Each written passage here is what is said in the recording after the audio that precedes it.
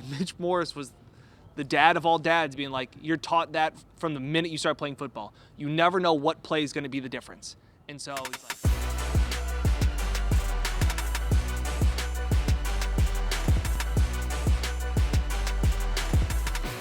This is the Buffalo Plus Podcast, brought to you by Connors and Ferris. All right, welcome back to the Buffalo Plus YouTube channel, presented by Connors and Ferris. Stan Fates, I am Jenna Cottrell. We are here at Bill's Locker Cleanout.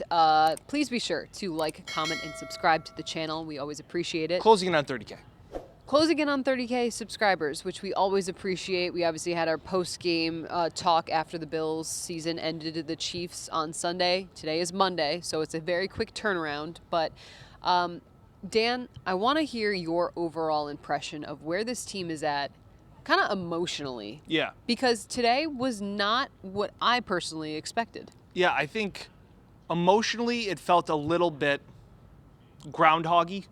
It felt like Groundhog Day a little bit. I know we talked about that last night. I will say this. The feeling around this team is completely different than it was last year, in the sense of last year they felt emotionally drained out of it, and they wouldn't exhausted. say it. Yeah, and they wouldn't say it. This year this team feels like they could and should be going out to play tomorrow. Like they feel like they should be practicing today. Yeah. They feel like they didn't play their best, obviously, against the Chiefs.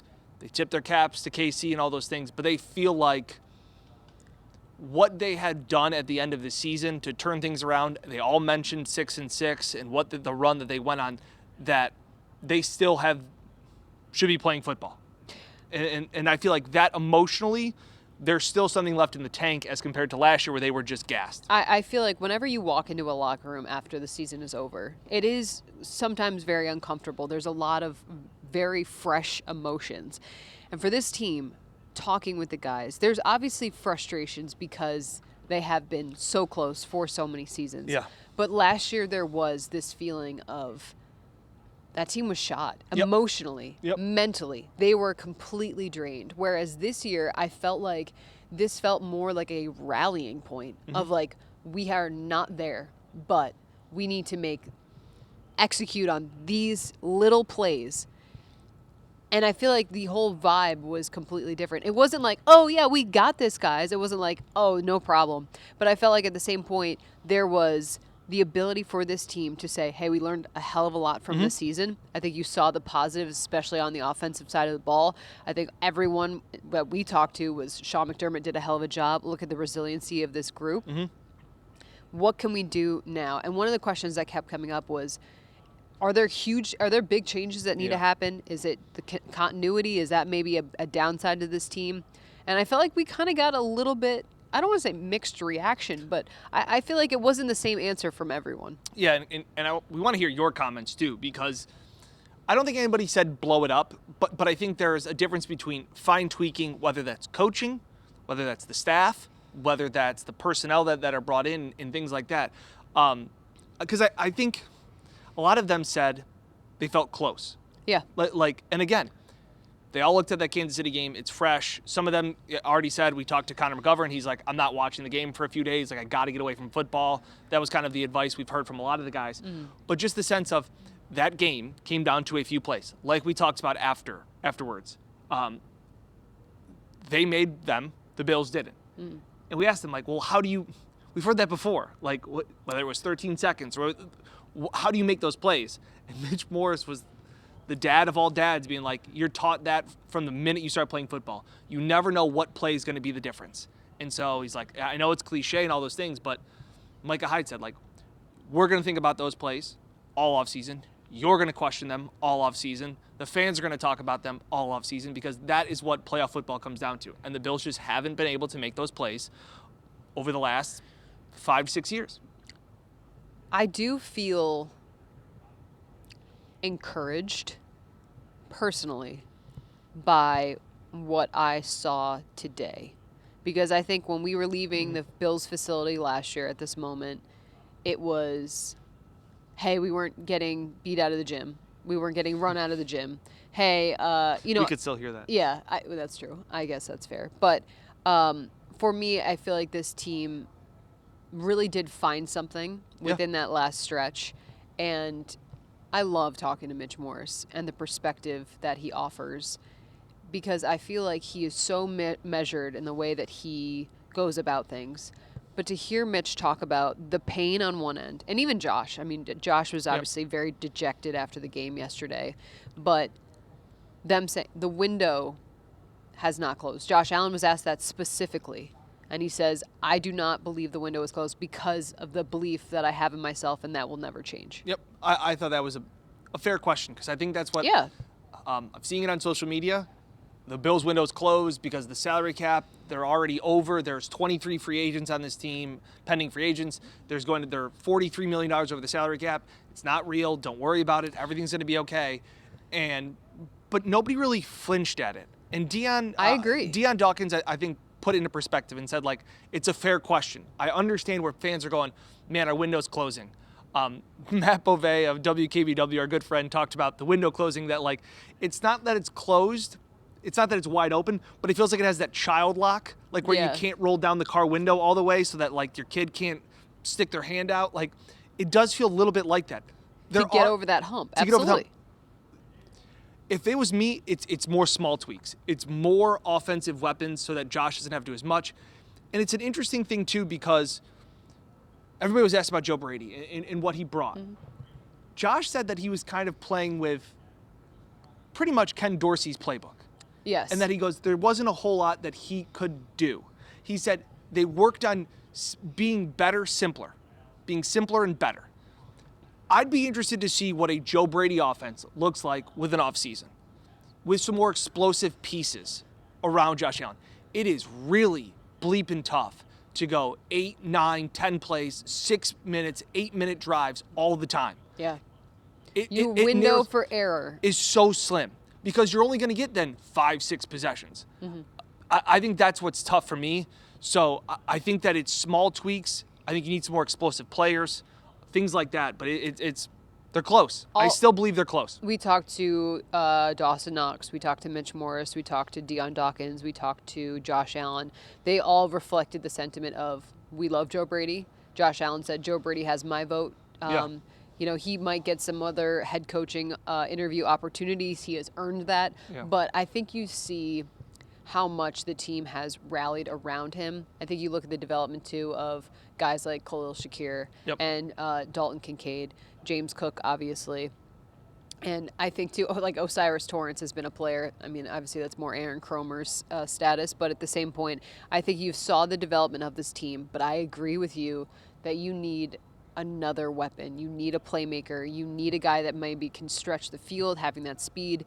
And I say that because we also got to talk to Gabe Davis today. Mm-hmm. And his contract is obviously up. He's one of the 23 free agents that, you know, who can go out and test the market. What was your impression of what he said? Yeah, Gabe is a guy that he's open to testing the market. He left the door open to come back, but he said he's going to spend the time to go and look elsewhere. I think that's telling. Where does he fit in moving forward? Because as I'm talking about being explosive plays, and he had a couple of them. He did have some big play and stretch the field ability. It just wasn't consistent enough. So I think they need to get a little faster. I think they need to get a little more dynamic, as I keep saying. Where Gabe fits into that, I don't think he's back. I don't, after what we heard today, just my general impression. Mm-hmm. Gabe said he didn't know what exactly he was looking for in his next team, but if you're already thinking about... But he did say he was like, I would come back. Yeah. Like, it's not like he's like, I'm done in Buffalo. I think it's more of a Bills decision. Obviously, there's 23, 26 free agents. Some of them, I feel like Daquan Jones, A.J. Epinesa, some of these guys, I think the Bills may want to bring back, but I think they may also say, hey, we want you back. Yeah. Go look and see what else is out there. The door is still open for us. Mm-hmm. Kind of like what happened with Jordan Poyer last year. Hey, man, we want you back. But you have all the right to go see in what else is out there. And I think that could be a Gabe situation. I think it could be a Daquan Jones situation, depending on what he wants to do with his stage of his career. And then there's the big one, and that's Micah Hyde. 33 years old. Mm-hmm. Crucial, pivotal to this Bills franchise. 7 years that he's been here. Jordan Poyer as well. Came in with Sean McDermott. Was a key piece of changing the culture in Buffalo. I mean, you talk about a guy that literally was the guy. Mm-hmm. And how much he brought in terms of on-the-field play, big plays, the safety blanket that he was, the guys who have been around him learning. And does he want to retire? Does he want to come back with Buffalo? Do the Bills want to bring him back? These are all questions that we're going to get sorted out. But, we talked to Micah Hyde today, and he said there is no rush on the decision. I think he's going to take some time. I think it's going to be some weeks. I don't expect this to be tomorrow I wake up and this is my decision. He's got 2 kids, beautiful wife. Like, he has decisions he has to make. But you talk about someone who has embodied exactly what you would want in a guy and a captain leading your team. It's Micah Hyde. He's got Kyle Williams vibes for me. The way that he's led this team, the way that he's kind of been the heart and soul of this team, especially defensively. And hearing him talk about how he's excited about his future and that what he was excited about was spending time with his family. And he goes, I've been through this before. When he was in Green Bay, he goes, never been through it as a 33-year-old hitting free agency. I hope Micah enjoys the next stage of his life, whether that's here. I think it's retirement or here. That's exactly what I don't think he's going elsewhere. I agree. He's not doing a flyer 1-year deal in like Tampa. Correct. Like, it's here or. And the Bills need to figure out a few things in the sense of you may need to draft for the future. Like, I think, again, the Combine's coming up in about a month and a half, or they need a wide receiver instantly to impact this team. They will also need a wide receiver to start thinking about who's the next number 1 guy after Stephon Diggs. Like, that is where, so you're thinking about a guy that is going to replace Micah Hyde possibly. You're also going to want to think of a guy that's going to replace Jordan Poyer. Like, you have to think 2 steps ahead. I think they did that phenomenally with Terrell Bernard.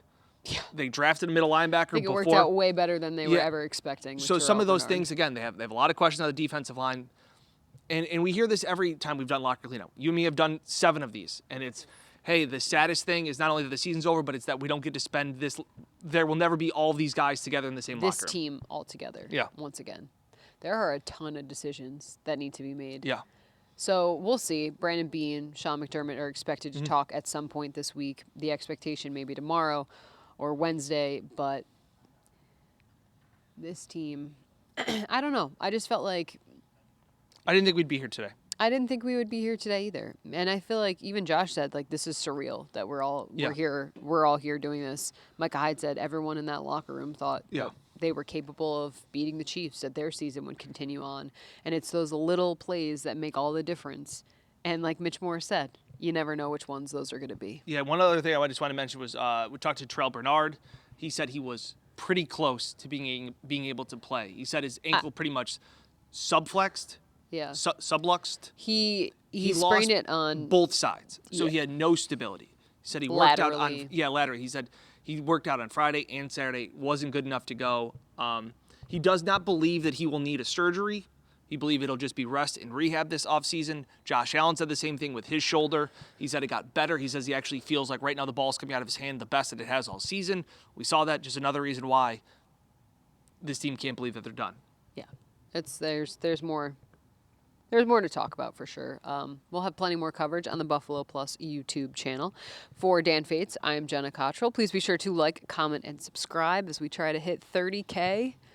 We'll have more coverage this week. We'll be back here. McDermott podcast. Wrap up, all those things. All right, well, thank you so much for watching. We'll catch you next time here on Buffalo Plus.